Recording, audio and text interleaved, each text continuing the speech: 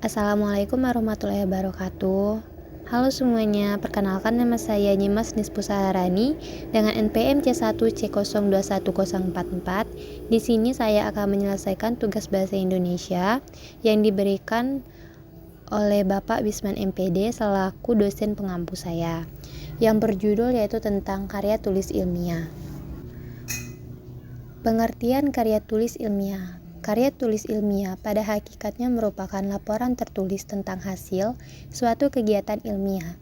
Sementara itu, kegiatan berpikir secara ilmiah sendiri.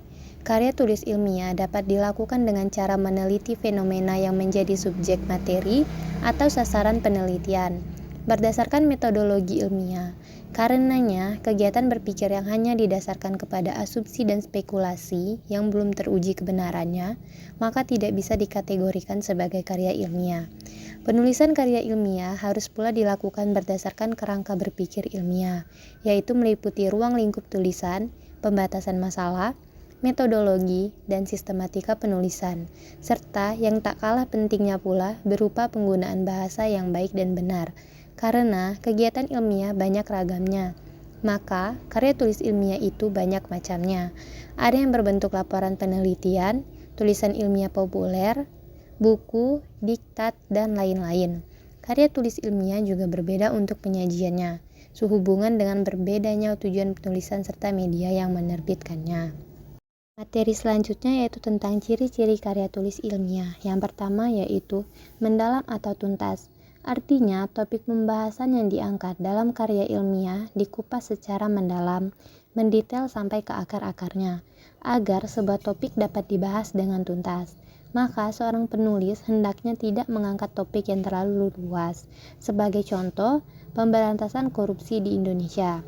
Yang kedua yaitu objektif. Segala keterangan yang dikemukakan dalam tulisan itu adalah benar dan apa adanya, sesuai dengan data dan fakta yang diperoleh. Keobjektifan karya ilmiah dapat dicapai dengan tersedianya data literatur dan data lapangan yang memadai. Dan jangan sekali-kali seorang penulis memanipulasi data. Yang ketiga yaitu sistematis. Artinya, uraian disusun menurut pola tertentu, sehingga jelas urutan dan kaitan antara unsur-unsur tulisan. Yang keempat yaitu ada cermat.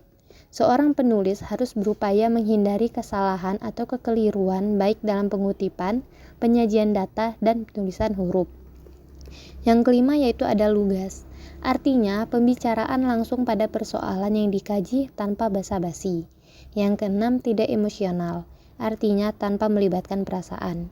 Yang ketujuh logis, maksudnya segala keterangan yang disajikan memiliki dasar dan alasan yang masuk akal.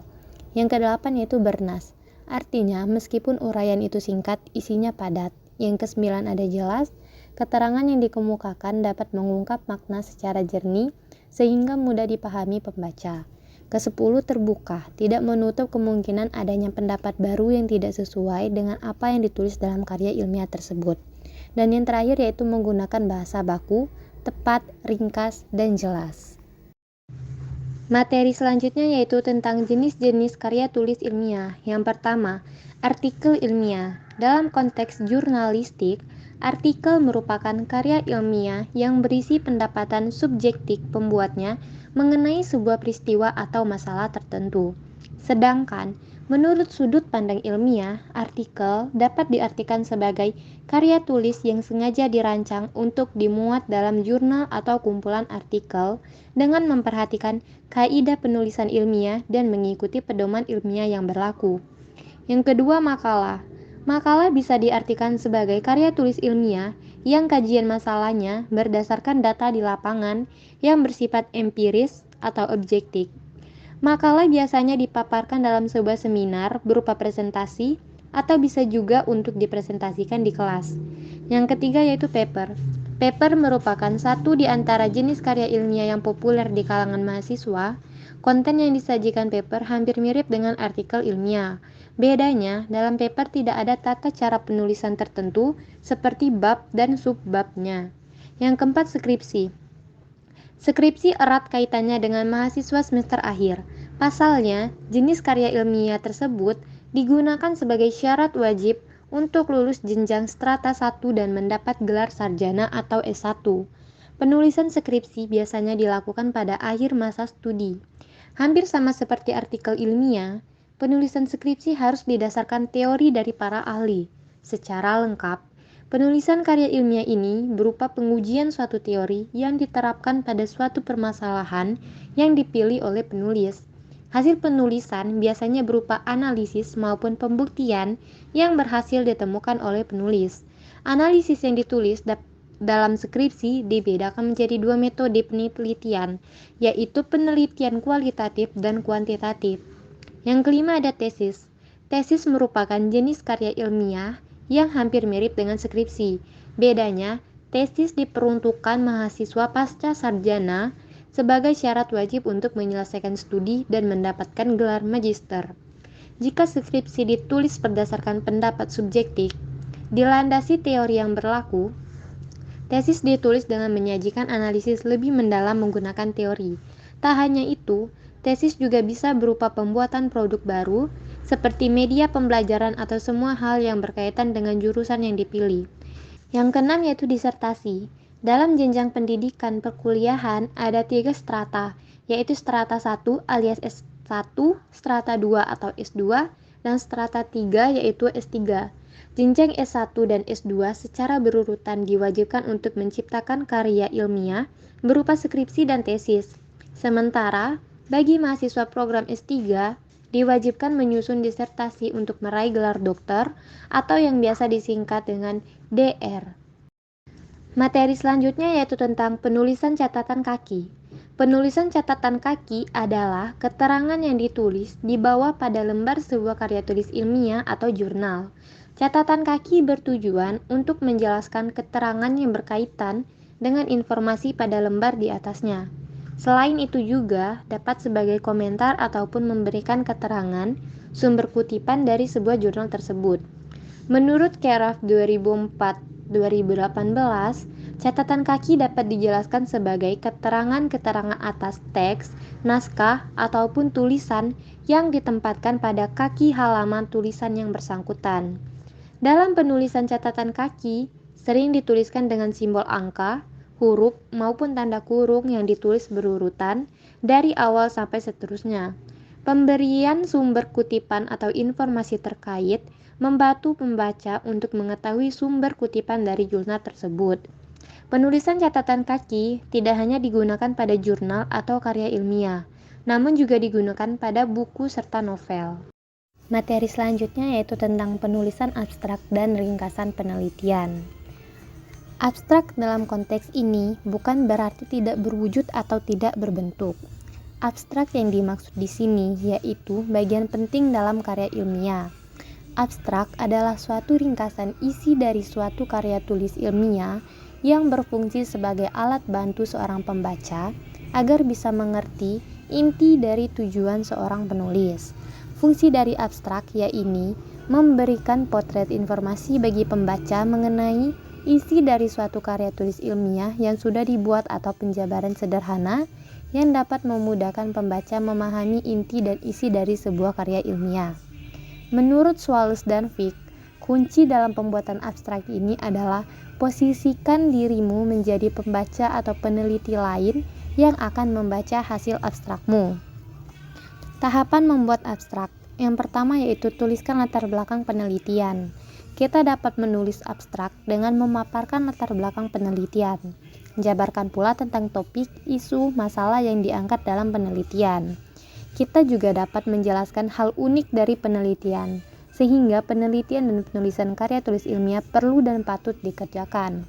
Pada bagian ini pula, pembaca bisa mendapatkan gambaran mengenai alasan penulis melakukan penelitian.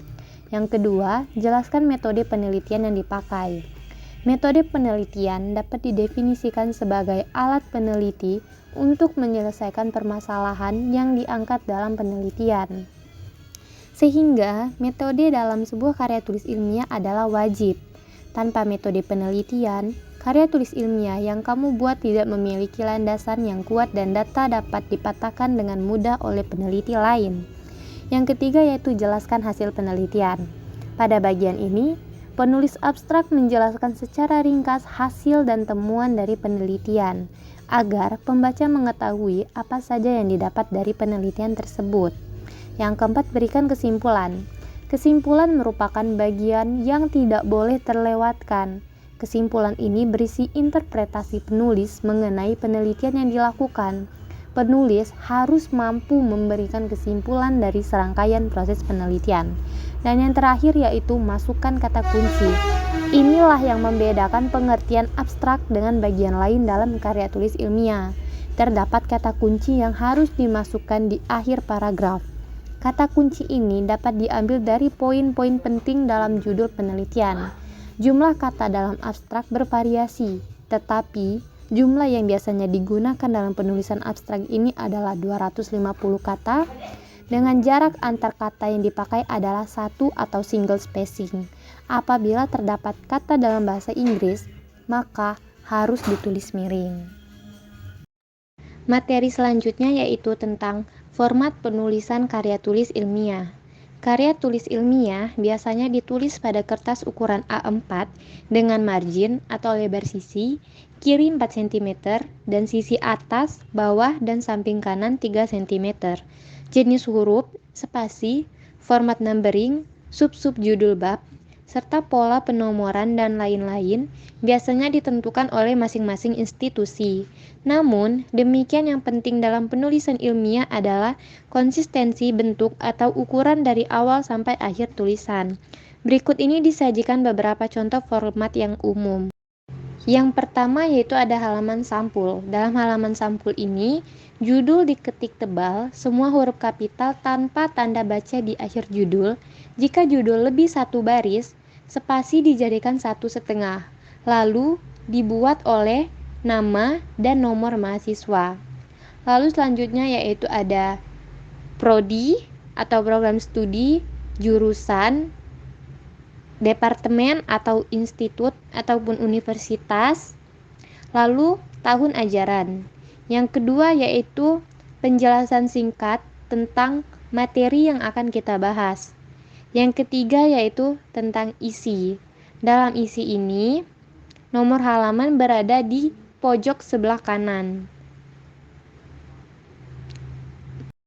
Baiklah, mungkin hanya itu presentasi dari saya tentang karya tulis ilmiah.